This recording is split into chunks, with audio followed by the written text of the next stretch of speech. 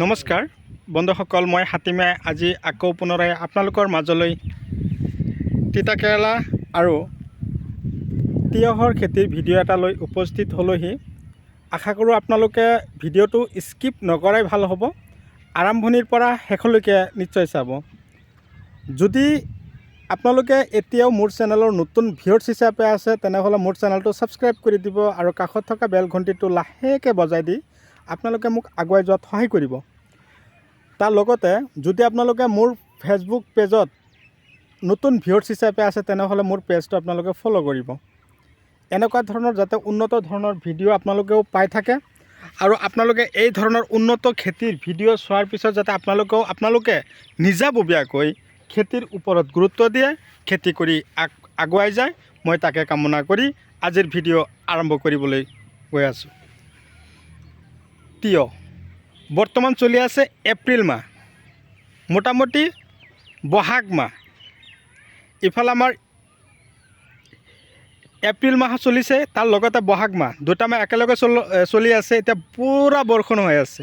তেতিয়া কথা হ'ল কি, ইমান বৰষুণ যে হৈ আছে, ইমান বৰষুণ হোৱাৰ মাজতো আমি যে তিয়হ খেতি কৰিছোঁ, তেনেহ'লে গুটি কোনটো দিওঁ?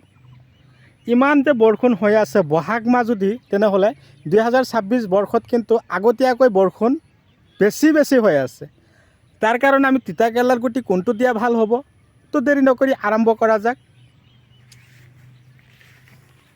মই প্ৰথমতে আপোনালোকক দেখুৱাই দিছোঁ। ইয়াত আপোনালোকে এইটো লাইনত চাব পাৰিছে, তিতাকেৰেলা 3 ফুট বাই 3 ফুট ডিষ্টেঞ্চ ৰাখি কিনে লগোৱা হৈছে। এঠাইতৈ দুটাকৈ গুটি দিয়া হৈছে আৰু যিটো লাইন টু লাইন 5 ফুট দিয়া হৈছে। আৰু তাৰ লগতে মই আপোনালোকক যে দেখুৱাই আছোঁ অন কেমেৰাৰ মাজত আপোনালোকে নিশ্চয় চাব পাৰিছে, তিয়হ, যিটো তিয়হ নেকি বৰষুণ যিমানে নহওক গছৰ পাত কোচ নাখাব। কোচ নাখাব মানে কথাটো আকৌ আপোনালোকে ভাবিব লাগিব যে এনে পোকৰ ঔষধ নিদিলেও চাগে কোচ নাখাব। একদম ৰং মেথড। পোকৰ ঔষধটো আমি দিবই লাগিব। খেতি যদি কৰিছোঁ ইনছেক্টিচাইডৰ ঔষধবিলাক আমি নিশ্চয় দিব লাগিব। এটা কথা হ'ল, তাৰমানে বৰষুণৰ পানী সহ্য কৰিব পৰা যিটো খেতি হ'ল সেইটো হ'ল তিয়হ। যিটো গুটি দিয়া হৈছে সেইটো হ'ল, আধাখিনি লগোৱা হৈছে VNRৰ ক্ৰিছ, মনত ৰাখিব, আৰু আধাখিনি লগোৱা হৈছে নাজিয়া F1। এই দুয়োটা তিয়হৰ গুটি খেতিত দিয়া হৈছে। কোনটো ভাল হয় পৰীক্ষাৰ মাধ্যমত চোৱা হ'ব যে কোনটো আটাইতকৈ, তাৰমানে বৰষুণৰ সময়ত কোনটো বেছি ভাল হয়। আৰু আপোনালোকে নিশ্চয় অৱগত আমাৰ খাৰুপেটীয়াৰ খেতিয়কসকলে কি ধৰণৰ কি পদ্ধতিত খেতি কৰে। তো কথা হ'ল, যিটো খেতি আপোনালোকক দেখুৱাই দিয়া আছোঁ এইটো হ'ল বৈজ্ঞানিক পদ্ধতিমতে কৰা খেতি। আৰু যিটো তিয়হৰ গুটি দিয়া হৈছে এইটো হ'ল চিনজিন্দা কোম্পানীৰ 106, চিনজিন্দা কোম্পানীৰ 106 যিটো তিতাকেৰেলা, এইটো গুটি দিয়া হৈছে। তো তিয়হৰ গুটি যে দিয়া হ'ল, এটা লাইনৰ পৰা আৰু এটা লাইনৰ ডিষ্টেঞ্চ ৰখা হৈছে 2 হাত, নিশ্চয় চাব পাৰিছে। আৰু এটা গুটিৰ পৰা আৰু এটা গুটিৰ দূৰত্ব দিয়া হৈছে 1 ফুট দি কিনে খেতিত ধুনীয়াকৈ লগোৱা হ'ল। পোখা মাৰিলে, গছ ডাঙৰ হ'বলৈ আৰম্ভ কৰিলে, লগোৱাৰ পৰা আৰম্ভ কৰি আপোনালোকে 1 সপ্তাহ, তাৰমানে যিদিনা লগালে তাৰ 1 সপ্তাহৰ ভিতৰত পোখা মাৰিব, গজালি দিলে।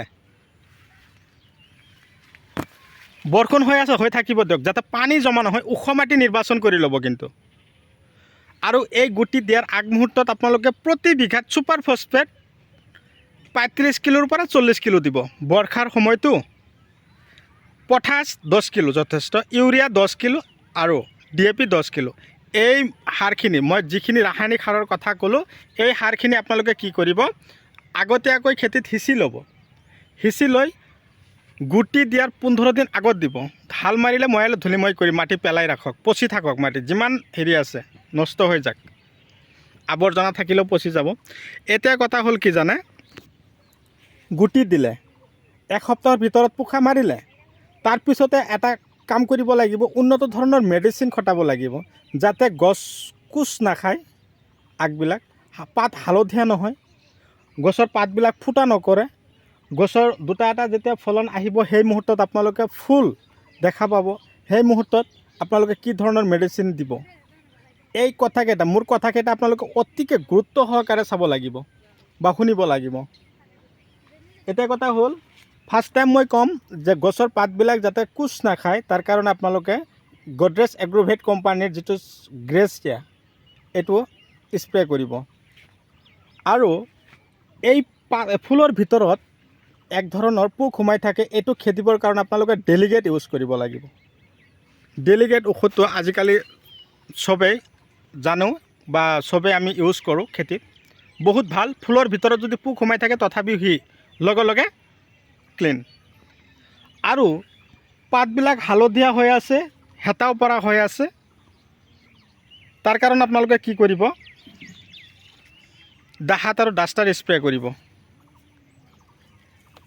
ফাৰ্ষ্ট টাইমত যিটো কৈছিলোঁ এনেকুৱা ধৰণৰ কোচ খায়, এইটো হ'ল গ্ৰেচিয়াৰ কাৰণে আপোনালোকে গ্ৰেচিয়া স্প্ৰে কৰিব। এইটো কিন্তু ডেঞ্জাৰ পোক আছে, সেইটো পোকে এনেকুৱা কৰিছে। পাতত ক'লা ক'লা আৱৰণ দেখা পাই আছে, লক্ষণ দি স্প্ৰে কৰিব। আৰু যদি বেছি ফলনৰ আশা কৰিছে তেনেহ'লে আপোনালোকে গ্ৰিফিন, গল্ড স্পেচিয়েল চইল, মাৰ্বল, জিবাৰ 26, তাৰপিছত নেনোজিয়াৰ, স্পাৰ্কাৰ জিয়াৰ, এনেকুৱা ধৰণৰ ফাৰ্টিলাইজাৰবিলাক খেতিত ইউজ কৰিব।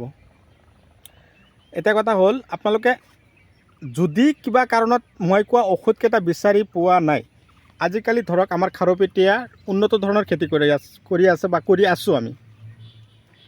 এই ধৰণৰ মেডিচিনবিলাক মই নিজৰ খেতিত যিবিলাক দি আছোঁ আপোনালোকৰ কাৰণে ছেম ঔষধবিলাক যাতে মই যোগান ধৰিব পাৰোঁ, তাৰ কাৰণে কি কৰিব লাগিব, 7002163162 হোৱাটছআপ কৰিব, ফোন কৰিব। মই যিমান পাৰোঁ আপোনালোকক হেল্প কৰি যাম। এটা কথা হ'ল ফাৰ্টিলাইজাৰবিলাক যে আপোনালোকৰ খেতিত আপোনালোকে দিব, তাৰ লগতে আপোনালোকে DAP, ইউৰিয়া দুটা মিক্স আপ কৰি তাৰপিছত আপোনালোকে খেতিত দিব। চাব আপোনালোকৰ খেতিত কেনেকুৱা ধৰণৰ ফলন লাগন্তীয়া। মাজে মাজে ষ্ট্ৰোপ্লেজাৰ যিটো 95 দানা বুলি কওঁ, এইটোত থাকে হিউমিক আৰু ফলভিক এচিড, 98% হিউমিক এচিড আৰু 2% ফলভিক এচিড থকা। এইবিলাক যদি দিয়ে আপোনালোকৰ খেতিত ফলন দেখা পাব। 1 বিঘা মাটিৰ পৰা এদিন পিছে পিছে মোটামুটি 12-14 কুইণ্টেলকৈ ফলন আপোনালোকে চিঙন দি বজাৰলৈ বিকিব পাৰিব। ভিডিঅ' চাই কেনে পালে কমেণ্টত লিখি দিয়ক, যিমান পাৰে আপোনালোকে মোৰ ভিডিঅ'টো শ্বেয়াৰ কৰি দিয়ক। তো আজিলৈ মই এইখিনিতে সমাপ্ত মাৰিছোঁ। পৰৱৰ্তী ভিডিঅ'ত পুনৰাই লগ পাম। ধন্যবাদ।